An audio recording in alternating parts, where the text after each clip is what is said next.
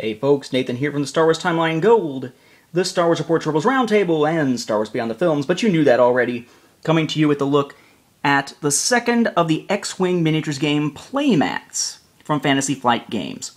Now, we went into a whole thing on the previous review, talking about the one for that Death Star assault, about how what you basically have here is something that is foam rubber. It is not going to be something you can use as a hard play surface. You must have a hard play surface of the correct size already to be able to use it. So whether it's something custom made like what I've put together, or a hard floor, a nice big hard table, this is not a hard surface. It is rubber that is thin, that rolls up to get stored in one of these tubes here like it comes in.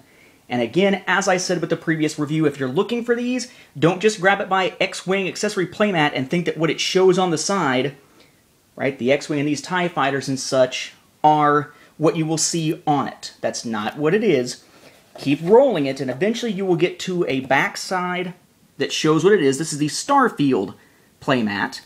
Or you can look at the top end that shows you what it is. The other end does not show it. So, nice tube here to show it. Just make sure you're checking it out to make sure you're buying the one that you're looking for if you're going to buy either of them. Now, as for this one, again, it is a Starfield playmat. It is a 3x3 rubber playmat, relatively thin, a surface on the back that's going to keep it from sliding, right? In this case, it's on a card table that's a little bit smaller than 3x3, so it hangs off the edges here. Again, sort of denote the fact that this is just flappy rubber. Stick it on your own hard surface. It does not replace it like the Starfield tile kit hopefully would have that got dumped. But it really is just a Starfield. I've put the ships on here. Obviously they're not included for a sense of scale, but scale compared to what? Except maybe the whole thing. Right, there's your Tantive 4 Rebel Transport, Millennium Falcon, and X-Wing just for scale. The only things on this that denoted outside of the box that it's Star Wars is the logo up here in the corner. The logo is also on that Death Star assault one, though I didn't show it up there in the corner. That one at least you can tell is Star Wars. This is just a straight up Starfield. Black with little white speckles on it. That's it. Now, it makes a cool backdrop to be able to play. It doesn't replace a hard surface, unfortunately, but if you got, you know, say a wood grain surface that you're playing on, stick this on top of it. Makes it look a little bit more like space. And I actually kind of like the fact that this is more generic.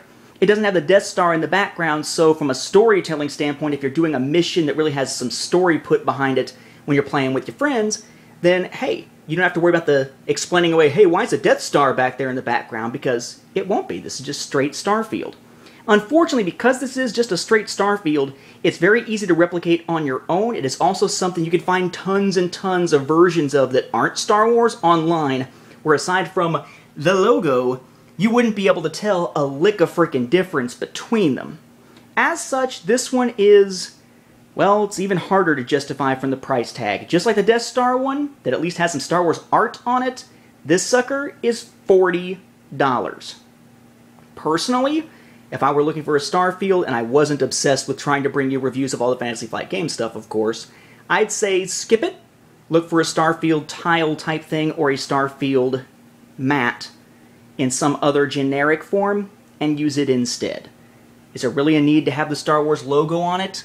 Hey, if that's worth 40 bucks to you, or 20 bucks or whatever the difference is between the price of this and any other Starfield mat, then yeah, go for it. For most, nah, not really going to be worth it. You might as well pick up a generic one somewhere else. So is it a quality product? Absolutely it is. Nice and non-stick and not sliding either. Nice and thin, easy, compact, not super heavy or anything like that.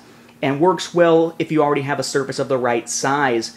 But it's just not special enough, so to speak, Star Wars enough to really justify the price tag relative to all the generics out there.